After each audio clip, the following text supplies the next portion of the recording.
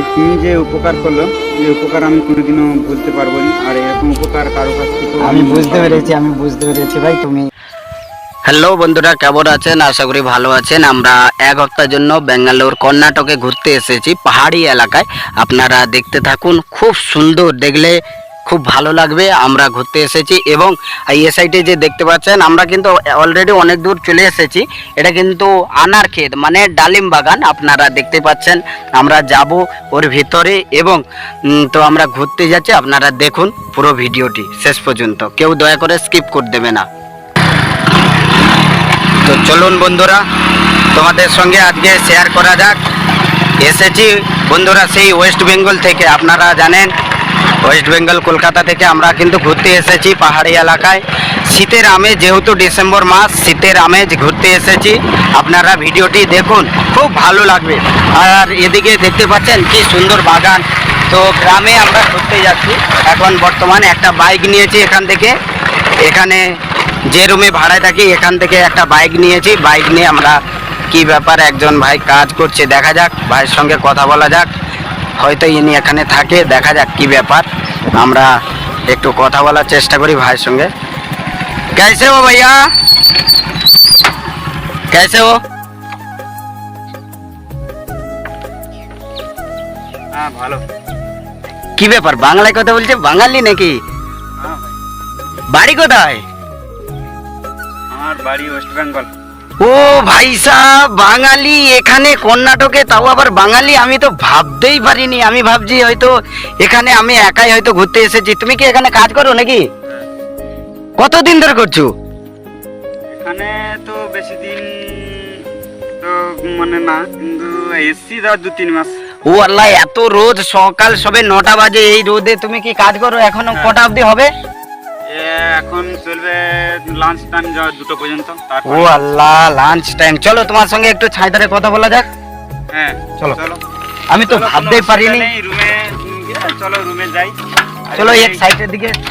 কাঁটা পাল্লা গাছ কাটতে হচ্ছে, এগুলো এগুলো কেটে কি কি করছো এগুলো? কেটে এই যে তখন সাইডে দেওয়া আছে, এইদিকে চলো চলো দেখা যাক, খুব সুন্দর লাগছে।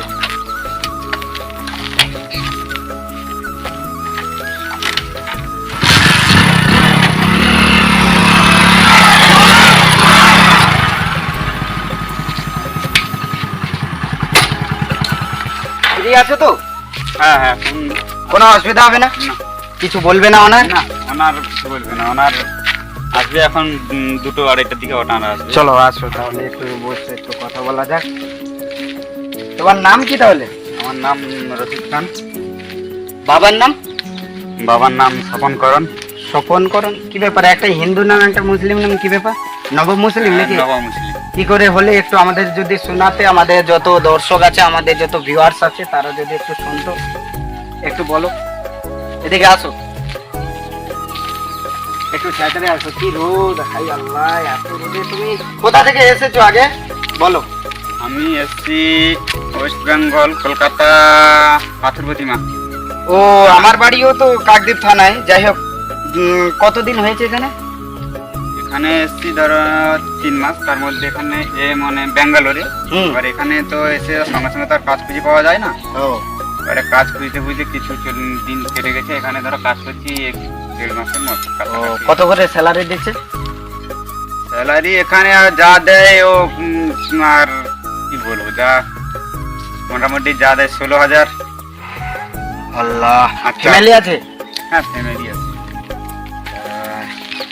বলো, তুমি কি হিন্দু থেকে মুসলিম হলে নাকি, কি ব্যাপার, কেন হলে একটু আমাদের যদি খুলে বলতে খুব ভালো হতো। আমার মুসলমান হওয়ার কারণ, ছোটবেলা থেকেই আমার এমনিতেই মুসলমান ধর্ম খুব মানে পছন্দ। আর আমাদের বাম্মা নেই, সেই জন্য পাশে আমার ওখান বাড়ির পাশে মুসলমান বস্তি। আবার সবার সঙ্গে মানে বন্ধু বান্ধব যারা, তাদের সঙ্গে আসা যাওয়া, ঘোরাফেরা, সমস্ত কিছু, ওদের বাড়িতে যাওয়া আসা, পরবে সমস্ত কিছু, আবার যাওয়া আসাতেই ছোটোবেলা থেকেই পছন্দ। সেই জন্য মুসলমান ধর্ম গ্রহণ করেছি। তাছাড়া আরও কিছু কিছু জিনিস আছে যেগুলো আমার খুব ভালো লেগেছে, সেই জন্য। একটু কাছের দিকে আসো। তারপরে এবার ধর যেমন ধরো এই যে তোমার নিজের সারাদিনে ধরো যে নিজের শরীরটাকে পাক পরিচ্ছন্ন পরিষ্কার উজু পরিচ্ছন্ন টুজু করার করে রাখা সারাদিন সারাদিন 5 ওয়াক্ত নামাজ পড়া, হ্যাঁ, এই সমস্ত কিছু জিনিসগুলো আমার কাছে ভালো লাগছে। সেই জন্য আমি নিজে থেকেই আমি যে মুসলিম ধর্ম হয়েছি। কেউ তারপরে জবরদস্তি কোনো বা অ্যাটাক কিছু- ট্যাটাক এসেছিল তোমার উপরে না, অ্যাটাক করা বা অ্যাটাক বা সেরকম কোনো কিছু আসেনি। হুম।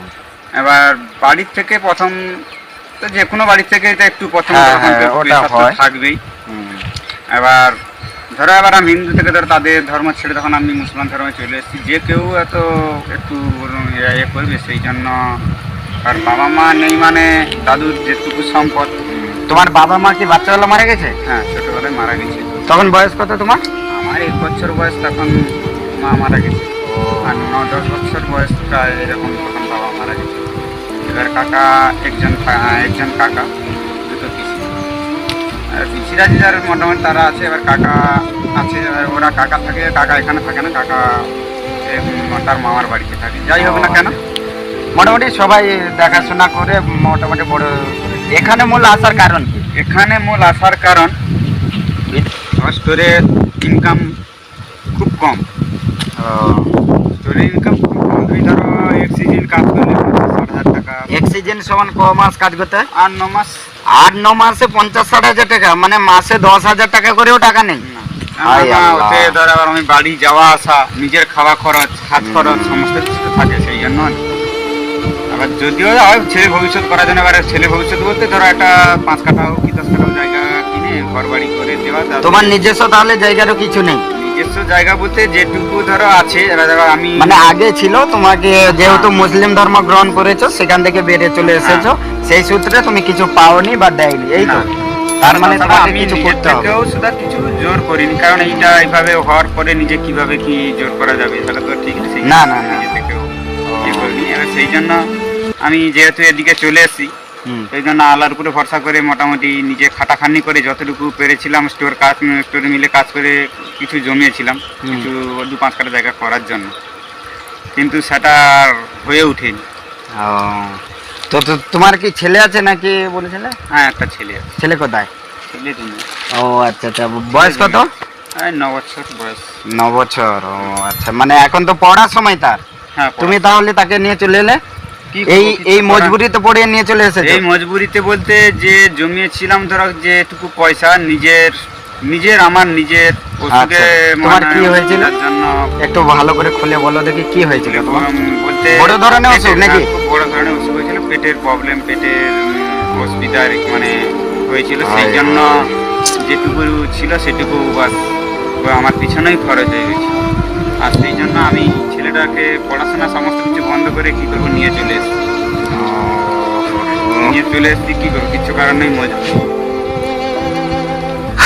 তো যারা এই মুহূর্তে দেখছেন, আমি তাদের কাছে একটু ছোট্ট রিকোয়েস্ট করব। এই ভাইটি আমাদের ওইখান থেকে এসেছে ধরতে গেলে, আমার বাড়ি কাকদ্বীপ, ওনার বাড়ি পাথর প্রতিমা, আপনারা জানেন। ওখান থেকে এসেছে, ছেলের পড়া অ্যাকচুয়ালি বন্ধই হয়ে গেছে, বড় ধরনের অসুখও। তো আপনারা যে যা পারেন, নব মুসলিম একদিক দিয়ে ধরতে গেলে আপনারা যে যা পারেন। এখনো পর্যন্ত অসুখ যে সম্পূর্ণ সেরে গেছে তা না, এখনো অসুখ আছে? এখনো আছে ওষুধ চলছে এখনো খাওয়া দাওয়া? এখনো পর্যন্ত ওষুধ খাওয়া চলছে। ও, 2টো করে পাতা ওষুধ 1000 করে দাম। 2টো পাতা দাম 1000? 1000। আর কত খাটবো, সংসার চালাবো, ছেড়ে দেবো, কি করে হবে? যার জন্য এই মজবুরিতে পড়াশোনা বন্ধ করে নিয়ে চলে এসেছি। তোমার ছেলেটা কোথায় তাহলে? এটাই তো আসছে। ওই দেখো, এটা তোমার ছেলে নাকি? কি করবো? এদিকে আসো। বন্ধুরা দেখতে পাচ্ছো, এইটুকু ছেলে। এই একটাই ছেলে, এর ভবিষ্যৎ করার জন্য নিজের অসুখ বেশি হয়েছে, সেই জন্য পয়সাগুলো সমস্ত কিছু করে এ হয়ে গেছে, কী করবে নিয়ে তো ছেলে, কিচ্ছু করার নেই। বয়স কত? বয়স 9 বছর। কান্দো না, চুপ করো একটু। এ করো, এই মুহূর্তে যে কজন আমার যত ভিউয়ার্স আছে, আমি তাদের কাছে একটু বলবো যে আপনারা হয়তো কিছু দিয়ে সাহায্য করতে পারছো না, সবাই যে সাহায্য করতে পারবে সেটা কিছু নয়। তো সবার কাছে অনুরোধ করব, এই মুহূর্তে যারা ভিডিওটি দেখছেন দয়া করে একটু করে শেয়ার করে দেবেন, যাতে আপনাদের যত পরিবারের সদস্যগণ আছে তারা যাতে দেখতে পারে। আর এই যে ছোট ছেলে দেখছো, এখন কিন্তু তার অ্যাকচুয়ালি পড়ার সময়, লেখাপড়া খেলাধুলা তার এই সময়, কিন্তু তার বাবা মজবুরিতে কি করবে, একা সেখানে খাললে স্টোর মিলে তো নাকি সিজনে 50-60 হাজার হয়, সিজনে 50-60 হাজার হয়, ফুল কাজ করলে 70 হাজার হয়, তাও আবার 8-9 মাস যায়, 9 মাস। 9 মাস যায়, মানে মাসে ধরতে গেলে একজন যদি কমন সেন্স যদি কেউ খাটতে যায় তার ডেলি 500 করে ধরলে 15 হাজার টাকা হয়।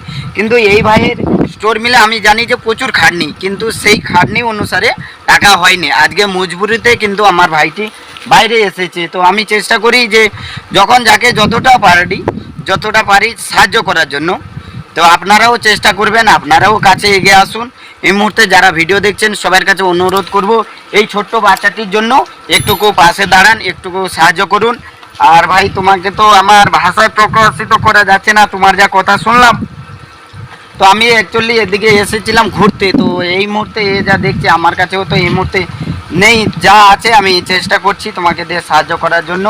আর আমি সবার কাছে এ করব যে এখানে আমার ডেসক্রিপশানে ফোনপে নাম্বার দেওয়া থাকবে, যে যা পারেন ভাইকে একটুকু দিয়ে সাহায্য করবেন, এবং যে যা পারেন ভাইয়ের এবং ভাইটি ছেলের জন্য বিশেষ করে ভিডিওটি বেশি বেশি করে শেয়ার করুন।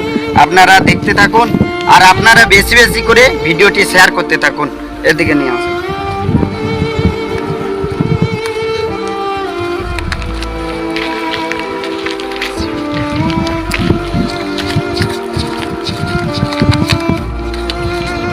দেখো, এটা নিয়ে রাখো, পরে আসবো ইনশাল্লাহ। আর আমি তো অ্যাকচুয়ালি এদিকে ঘুরতে এসেছিলাম। এটা যা আছে গোনো কত আছে বলো, আমাকে দাও গোনো।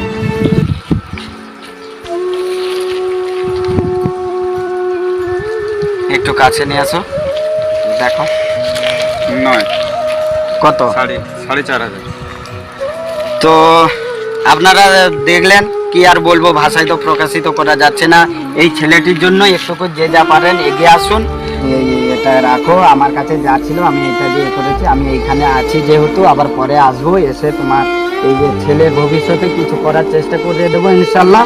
আর তোমার জন্যও কিছু করে দেওয়ার চেষ্টা করবো ইনশাল্লাহ। ভাই তুমি যে উপকার করলো, যে উপকার আমি কোনোদিনও বলতে পারবো না। আর এরকম উপকার কারো কাছ থেকে আমি বুঝতে পেরেছি ভাই। তুমি এটা রাখো, আমার কাছে যা ছিল আমি এটা দিয়ে করেছি। আমি এইখানে আছি যেহেতু, আবার পরে আসবো, এসে